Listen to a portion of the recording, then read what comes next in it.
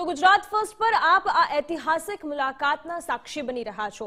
અત્યારે વડાપ્રધાન નરેન્દ્ર મોદીએ પણ પોતાનું ભાષણ આપ્યું હતું, સંબોધન કર્યું હતું। આ સાથે યુએસના પ્રેસિડેન્ટે પણ પોતાની વાત રાખી હતી અને સૌથી મહત્વપૂર્ણ વાત જે અત્યાર સુધીમાં કરવામાં આવી છે તે એ જ વાત છે કે 21મી સદીની આ સૌથી વધારે મજબૂત મિત્રતા થઈ રહી છે અને એ મિત્રતા છે ભારત અને અમેરિકા વચ્ચેની મિત્રતા અને એ આપણે જોઈ પણ રહ્યા છે। જો કે આ જ મુદ્દાને લઈને ચર્ચા પણ કરવી છે। આપણી સાથે જોડાઈ ગયા છે સુનિલભાઈ નાયક, તેઓ આઈના પ્રેસિડેન્ટ છે, અમેરિકાથી આપણી સાથે જોડાયા છે અને આ સાથે જ આપણી સાથે જયદેવભાઈ જોશી પણ જોડાઈ ગયા છે। તેઓ રિટાયર્ડ કેપ્ટન પણ રહી ચૂક્યા છે અને રક્ષા વિશે ખૂબ જ સારી રીતે જાણે છે અને આજે ડિફેન્સની ડીલ પણ થવાની છે અને એટલા જ માટે તેમની પાસેથી પણ ઘણું બધું જાણવું છે। પરંતુ સૌથી પહેલા હું સુનિલભાઈ પાસે જવા માંગીશ, કારણ કે સુનિલભાઈ, અમેરિકાથી જેટલા પણ દ્રશ્યો આવી રહ્યા છે એ અમેરિકામાં વસતા ગુજરાતીઓને, અમેરિકામાં વસતા ભારતીયોને તો ગદગદ કરતા જ હશે, પરંતુ અહીં ઇન્ડિયામાં વસતા તમામ ભારતીયોને પણ ગૌરવ અનુભવવામાં ખૂબ જ વધારે મજબૂત સાબિત થઈ રહ્યા છે। આપ અત્યારે અમેરિકામાં છો, અમેરિકામાં વડાપ્રધાન નરેન્દ્ર મોદી આવ્યા છે, ત્યાંનો એક માહોલ અને ત્યાં કેવો ઉત્સાહ છે?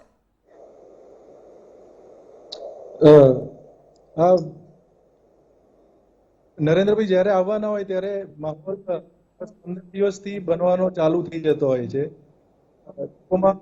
વાતચીત પહેલા શરૂ થાય, પછી ધીરે ધીરે જે વિઝિટ છે, ક્યાં જવાના છે, કેટલા લોકોને મળી શકે તો એમને મળવા માટે અથવા તો એમને જોવા માટે પડી ચાલુ જ્યાં જે પણ ઓર્ગેનાઇઝર હોય એને ફેસ કર કે અમને રીતે આમાં જોઈન કરી શકાય, તો ઓર્ગેનાઇઝર્સ માટે ઘણીવાર જતું હોય। આવી વિઝિટ જ્યારે આ વખતે ડિપ્લોમેટિક અથવા તો આ બિઝનેસ રિલેટેડ ટ્રીપ છે, છતાં કમ્યુનિટીને મળવામાં લીડર્સને મળે, કમ્યુનિટીને માહોલ જે છે એ 15 દિવસ ચાલુ થાય ને અત્યારે છે। તો આજે વોશિંગ્ટન ડીસી જવા હજારો અમારા જેવા લોકોને નોન સ્ટોપ ફોન કોલ આવતા હોય કે અમને ગમે તેમ અમને આમાં કોઈ રીતે ઇન્ક્લુડ કરી આપો। એટલે જે છે એ કદી પહેલા કોઈ લીડર ના મળ્યો હોય જોવા મળે। જી, સાથે જ આપણી સાથે જયદેવભાઈ જોશી પણ જોડાયેલા છે અને જયદેવભાઈ, હવે જે પણ આગળનો કાર્યક્રમ છે એ ડિફેન્સ સિસ્ટમને લઈને છે અને ડિફેન્સ એ કોઈ પણ એક દેશ માટે ખૂબ જ મહત્વપૂર્ણ મુદ્દો બની જતો હોય છે। તો આજે જે મુલાકાત થવાની છે અને જે ડીલની શક્યતાઓ પૂરેપૂરી જોવા મળી રહી છે તેનું મહત્વ ભારત માટે કેટલું રહેલું છે અને ન માત્ર ભારત, કારણ કે અમેરિકા સાથે પણ આપણે મિત્રતા કરી રહ્યા છીએ એટલે સ્વાભાવિક રીતે તેમને પણ ફાયદો થવાનો છે। તો એ બંને પક્ષે કઈ રીતે જોઈ શકાય? યસ, બહુ જ સારી એવી આ ડીલ જે મેન્યુફેક્ચરિંગના ક્ષેત્રે થવાની છે એ બહુ સારા સમાચાર લઈને આવી શકે ભારત માટે અને આવશે એ સ્પષ્ટ દેખાઈ રહ્યું છે।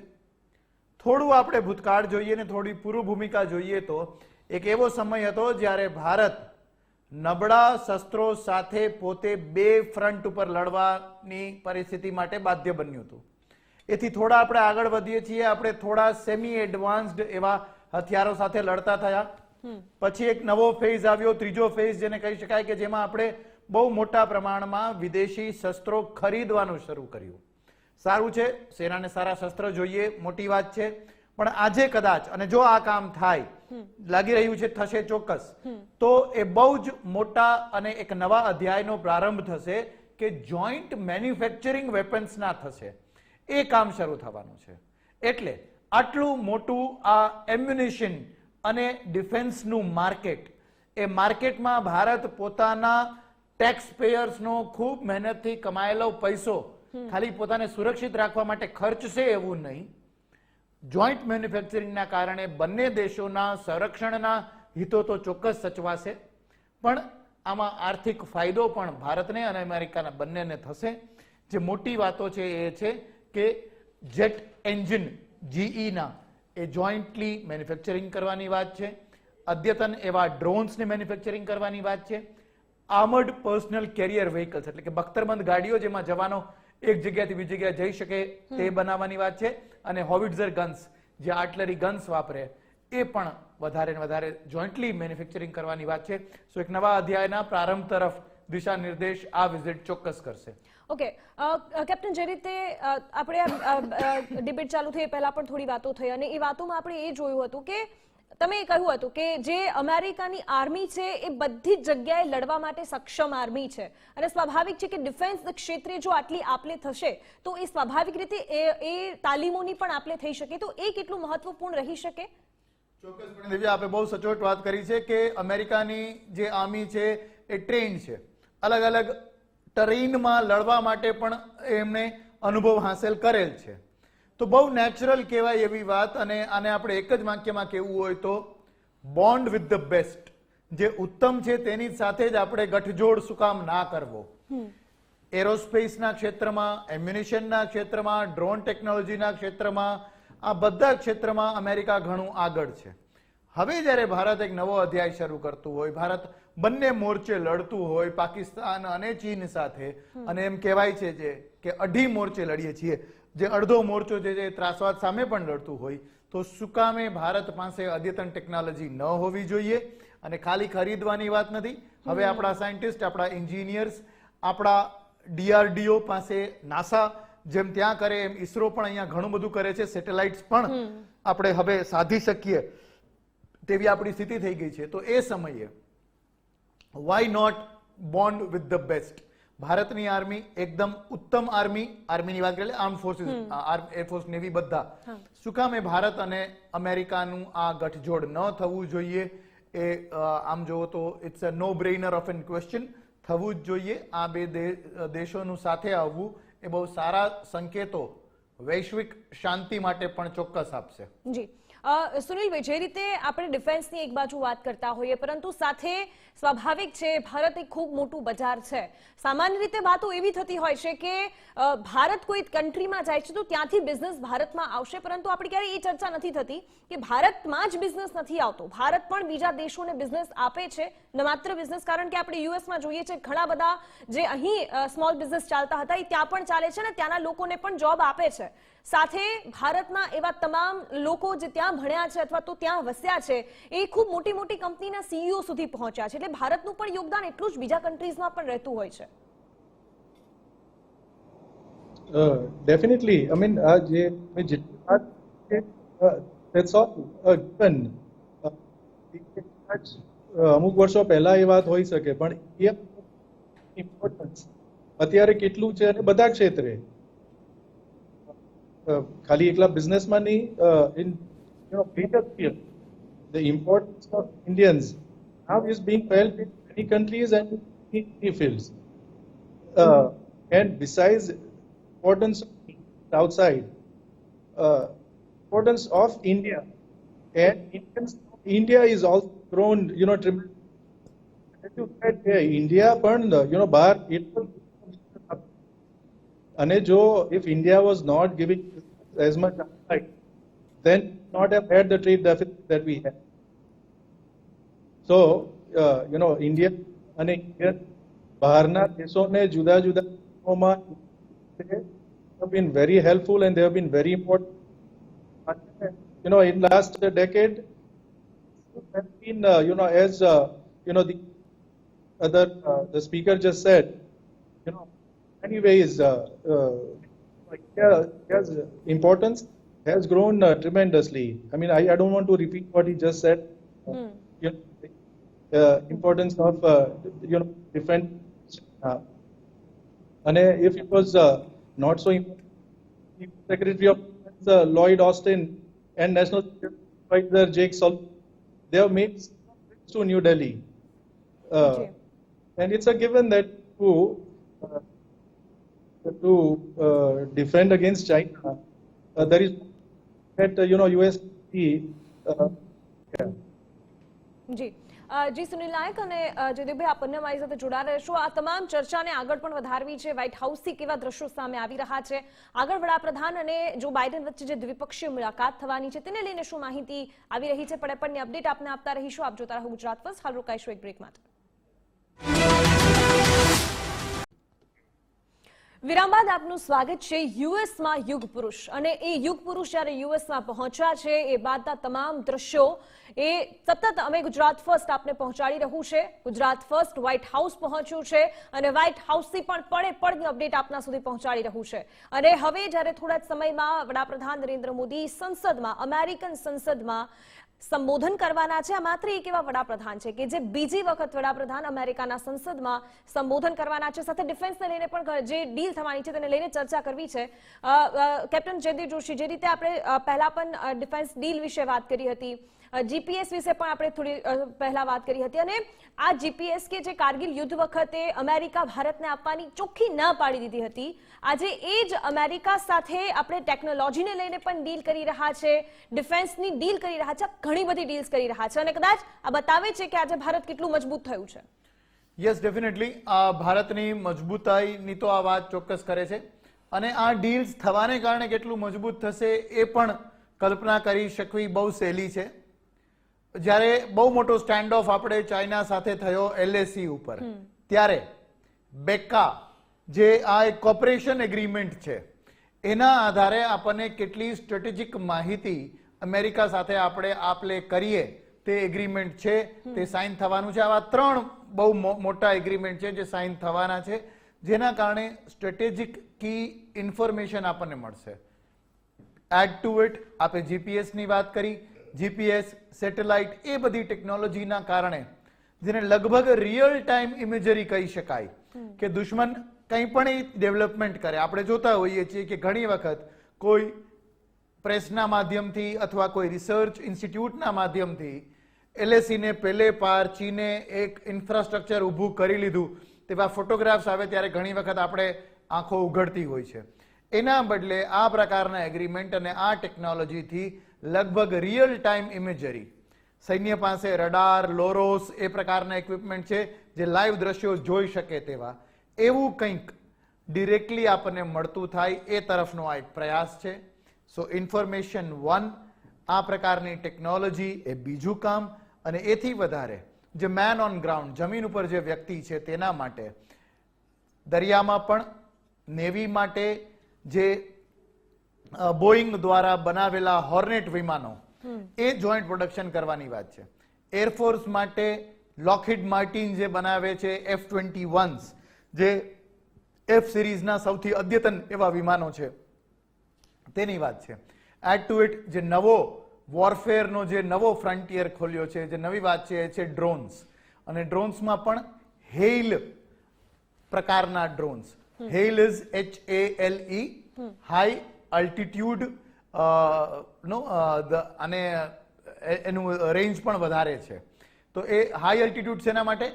દુશ્મનની એન્ટી એરક્રાફ્ટ જે ગન્સ હોય તેનાથી બચવા માટે, અને એથી વધારે જે રેન્જ એની વધારે છે, વધારે રેન્જના કારણે એને વધુ દૂર સુધી દુશ્મન સુધી પહોંચાડી શકાય આ પ્રકારના ડ્રોન્સ જે છે એનું જોઈન્ટ પ્રોડક્શનની વાત છે. તો ઇન્ફોર્મેશન, ટેકનોલોજી, ઇમેજરી અને હથિયારો, અને જમીન ઉપર પણ જે ફૂટ સોલ્જર લડાઈમાં જાય છે. દિવ્યાજી, આપણે સૌ જાણીએ છીએ કે કઈ રીતે નક્સલવાદના કારણે ખાસ એક વિસ્તારમાં આપણે કેટલાય CRPFના કે પછી લોકલ પોલીસના ડિસ્ટ્રિક્ટ ગાર્ડ્સને આપણે ગુમાવતા હોઈએ છીએ કે આઈડી લગાવી દે રોડની ઉપર અને આખા ટ્રકને ઉડાડી દે અને મોટી સંખ્યામાં કેટલાય આપણા જવાનો શહીદ થાય. આને બખ્તરબંધ જો બનાવવામાં આવે તો એ જ પ્રકારનું આ આર્મર્ડ પર્સનલ કેરિયર વેહિકલ્સ બનાવવાની વાત છે કે આખી ગાડી બખ્તરબંધ હોય. તો આમ કહી શકો કે અતથી ઇતિ સુધી એક સંપૂર્ણ સુરક્ષા ચક્ર નું માત્ર ખરીદવું નહીં પૈસા ખર્ચ કરીને, પણ જોઈન્ટલી મેન્યુફેક્ચર કરવું, પૈસા બચાવવા, અને કદાચ આ ડિફેન્સ ટેકનોલોજીથી ભારતની આર્થિક ઇકોનોમીમાં પણ બૂસ્ટ, એક વધારો આપવો એ તરફના પ્રયાસ છે. જી સુનિલજી, જે રીતે અત્યારે એ દ્રશ્યો પણ અમે જોઈ રહ્યા છીએ થોડા સમય પહેલાના છે, પરંતુ એ ઉત્સાહ લોકોમાં દેખાય છે જે ભારતીય લોકો છે, ભારતીય મૂળના લોકો છે. સાથે બાઇડને જ્યારે વાત કરી તો કમલા હેરિસની પણ વાત કરી હતી, કારણ કે એ પણ ભારતીય મૂળના છે. સાથે આ મુલાકાતથી ભારતથી અમેરિકા આવનાર ઈચ્છા ધરાવનાર લોકોને પણ ઘણા બધા ફાયદાઓ થશે, વિઝામાં પણ ઘણા બધા ફાયદાઓ થશે. આને લઈને આપનું શું માનવું છે? આમ તો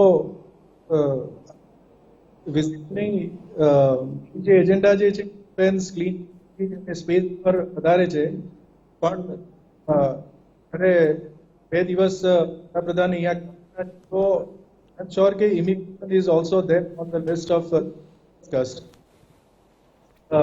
with the growing Indian population especially students અને H1 નો જે છે sure કે that will be discussed અને I'm sure of this visit there will be a positive that will come out. જી જે રીતે આપણે એ પણ વાત કરતા હોઈએ છીએ કેપ્ટન જયદેવ જોશી કે ભારત અત્યારે ઘણું મજબૂત થયું છે અને એ મજબૂતાઈ ન માત્ર અમેરિકા સાથેના સંબંધોમાં દેખાય છે પરંતુ જ્યારે જ્યારે જરૂર પડી આપણે રશિયા સાથે પણ સંબંધો નિભાવ્યા છે અને મજબૂત રાખ્યા છે અને આપણે સૌ કોઈ જાણીએ છીએ અમેરિકા અને રશિયા બંને દુશ્મન દેશો છે અને છતાં પણ એ બંને સાથે એક સાથે સંબંધો સાચવવા અમેરિકાને ખટકતું હોવા છતાં પણ આપણી સાથે આટલા સારા સંબંધો એને રાખવા અને આ પણ બતાવે છે કે ન માત્ર ભારત એટલું મજબૂત થયું છે પરંતુ એક એવા લીડર કે જે બધી જ રીતે બધી જ નીતિઓ સાથે બધું જ મેનેજ કરતા જાણે છે કદાચ તેનું પણ આ એક પરિણામ. યસ ડેફિનેટલી દિવ્યાજી આપના માધ્યમથી આપણે સૌ દર્શકોને અને દરેક ભારતવાસીને આપણે એ વાત ચોક્કસપણે કહી શકાય તેમ છે કે ગોન આર ધ ડેઝ કે જ્યારે આપણે એવું માનતા હતા કે ભારતે મિત્રો તલાશ કરવા પડશે.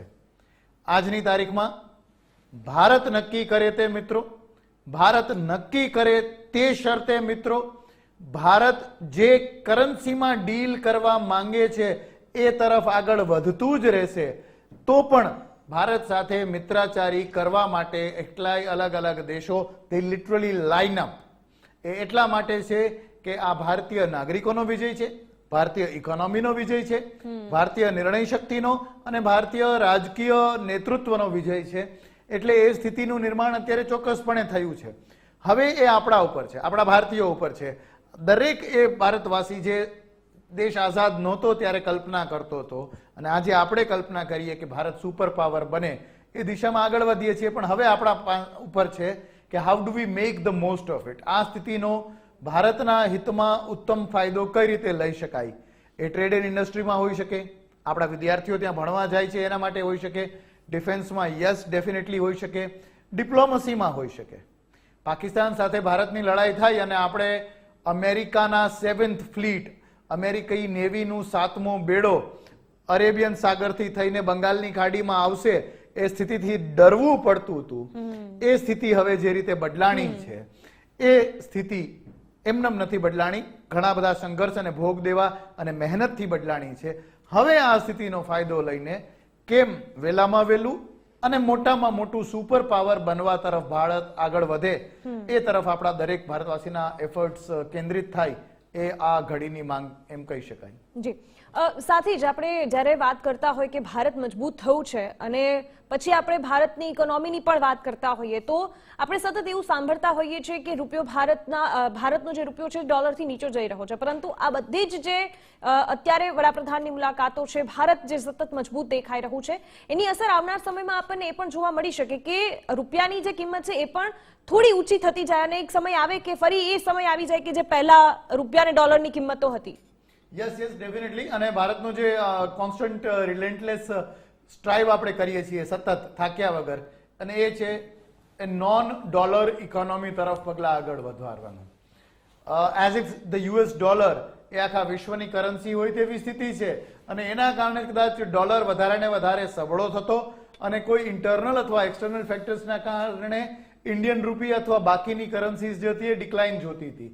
એના બદલે if we just change the mode of currency, the mode of transfer, એ જેટલું ચેન્જ થાય અને આધિપત્ય ઘટે ડોલરનું આખા ટ્રેડ પર, આખી ઇકોનોમી પર, આખી બધી માર્કેટ પર, તો સ્વાભાવિક છે કે ભારતનું કરન્સી પણ વધારે મજબૂત થાય. ઇન્ટરનલ રિફોર્મ્સ પણ ભારત ઘણા કરી રહ્યું છે જેથી બ્લેક મની ના થાય, ભારતની ફેક કરન્સી ના થાય. આપણું પાડોશી દુશ્મન રાષ્ટ્ર પાકિસ્તાન નકલી કરન્સી ઘુસાડીને ભારતની ઇકોનોમીને અંદરથી ખોખલો કરવાનો પ્રયત્ન કરે છે, એ ના થાય તેના પર પણ આપણે પ્રયત્ન કરી રહ્યા છીએ. સો ઓલ ધીસ, આ બધા એફર્ટ્સ એક નોન ડોલર ઇકોનોમી તરફ જો દેશ અને દુનિયા આગળ વધે તો તેનાથી ચોક્કસપણે રૂપિયો મજબૂત થાય તેવા પરિબળો ઉભરી શકે. ઓકે, સુનિલજી, જે રીતે યુએસમાં ભારતીયો ઘણા સમયથી પણ વસે છે, વર્ષોથી ત્યાં રહેલા છે, તો એ ચેન્જીસ પણ કદાચ દેખાયો જશે કે પહેલાના સમયમાં ભારત માટેની ઇમેજ યુએસમાં કેવી હતી, અથવા તો ભારતીયો કે જ્યાં વસેલા છે એમની ઇમેજ કેવી હતી, અને અત્યારે જે મજબૂત ભારત જોવા મળી રહ્યું છે, એક છબી ઉભરી આવી છે, ત્યારની ઇમેજ શું, તો એમાં શું તફાવત દેખાય છે? Period of Ford Indian image ધીરે ધીરે સુધારવામાં there are played a role. It is there were a lot of professionals, doctors, engineers who came to this country. They improved the image of India in after that, the business that were overtaken by or taken over by the Indians in America. The success in business also changed India and Indians in America. And then, of course, the IT sector in the first decade of this century, that the image of India, quite a bit. And then, what was lacking in terms of, say, giving India in general an image, played a huge role, changing perception of India in a very big way. So, धीरे धीरे करता 40 वर्ष, every decade, image of India has been improving, and now, as I mentioned many times before, India is no longer looked upon as either an underdeveloped country or a country of snake charmers. Those are very things. So India is being looked upon country, business people, a country which support many countries in terms of IT. It's considered to be a country where hardworking, honest, and very successful people come. જી, જે રીતે આપણે captain વાત કરી કે defence ક્ષેત્ર એટલું important ક્ષેત્ર છે ન માત્ર ભારત કે અમેરિકા માટે, બધા જ કન્ટ્રીઝ માટે. HAL હોય કે ત્યાંનું જનરલ ઇલેક્ટ્રિક હોય, આ બંને જ્યારે એક થશે ત્યારે ઘણો બધો ફાયદો બંને દેશને થશે. પરંતુ જેમ આપણે થોડા સમય પહેલાની વાત કરીએ તો આપણે એ જ જાણતા હતા, એ જ સાંભળતા હતા કે ભારતે આ ડિફેન્સ સિસ્ટમ આ દેશ પાસેથી ખરીદી અથવા આ દેશ પાસેથી આપણે ખરીદી. પરંતુ હવેના સમયમાં કદાચ એ આપણે જોવા મળશે કે એ વસ્તુ, સર હું આપની પાસે આવું, આપણી સાથે ગુજરાત ફર્સ્ટના ચેનલ હેડ વિવેક સરજી જોડાઈ ગયા છે. વિવેકજી, જે રીતે અત્યાર સુધીમાં આપણે જોયું છે, વ્હાઇટ હાઉસ હોય કે પછી કોઈ પણ જગ્યા અમેરિકામાં કે જ્યાં વડાપ્રધાનનો પ્રવેશ થયો ત્યાં ગયા, ત્યાં માત્ર ને માત્ર હર્ષોલ્લાસ જોવા મળ્યો, મોદીના નારા, ભારત માતા કી જયના નારા સાંભળ્યા છે. પરંતુ અત્યારે આ જે મુલાકાત થઈ રહી છે, આ જે બે દેશ વચ્ચેની મિત્રતા થઈ રહી છે, કદાચ 21મી સદીની સૌથી વધારે ગાઢ મિત્રતા હશે. બિલકુલ દિવ્યા, અત્યારે બંનેનો જોઈન્ટ મીટિંગ ચાલી રહી છે અને જોઈન્ટ મીટિંગમાં ગુજરાત પણ બી ભાગીદાર બન્યો હતો. ત્યાં અમારે સામે જ બધી જોઈન્ટ સ્ટેટમેન્ટ બી પાસ થયા. અમેરિકાના પ્રેસિડેન્ટ જો બાઇડન જે છે એમને ઘણી બધી આશાઓ વ્યક્ત કરી છે ભારત સાથેની મિત્રતા અને ભારત સાથેની વ્યાપારિક સાझेदारी અને ભારત સાથેની જે સ્ટ્રેટેજિક પાર્ટનરશિપ છે એને લઈને એમને ખૂબ મોટી આશા વ્યક્ત કરી છે કે 21મી સદીમાં બંને દેશો એક સાથે મળી અને વધુ મજબૂતી સાથે વિશ્વ સામે આવશે એવી એમને આશાવાદ વ્યક્ત કર્યો છે. એમને એમ બી કીધું હતું કે જે વૈશ્વિક અત્યારે સમસ્યાઓ ચાલી રહી છે એનું નિરાકરણ લાવવામાં બી ભારત ખૂબ મદદગાર સાબિત થશે.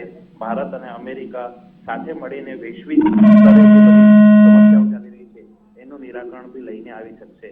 એના સાથે પ્રધાનમંત્રી નરેન્દ્ર મોદીએ બી એમને એ પ્રકારનો આશા વ્યક્ત કર્યો કે જે પ્રકારે તમે ભારતનું સન્માન કર્યું છે, જે રીતે આજે તમે વ્હાઇટ હાઉસને અંદર સન્માન કર્યું છે, એ સન્માન ખરેખર ઉલ્લેખનીય છે અને એ સન્માન માટે એમને ધન્યવાદ એમને અર્પિત કર્યો. એના સાથે એમને એમ બી કીધું કે આજે તમે મારું તો સન્માન કર્યું જ, પણ જે ઇન્ડિયન અમેરિકન સિટીઝન્સ અહીંયા જે રહે છે એ લોકોને માટે વ્હાઇટ હાઉસના દરવાજા ખુલ્લી દીધા તમે, અને બધા જ લોકો એક સાથે હજારોની તાદાદમાં વ્હાઇટ હાઉસમાં આવી શક્યા. આ ઇતિહાસમાં પ્રથમ વખત બન્યું છે ને એના માટે બી એમને ધન્યવાદ અર્પિત કર્યો.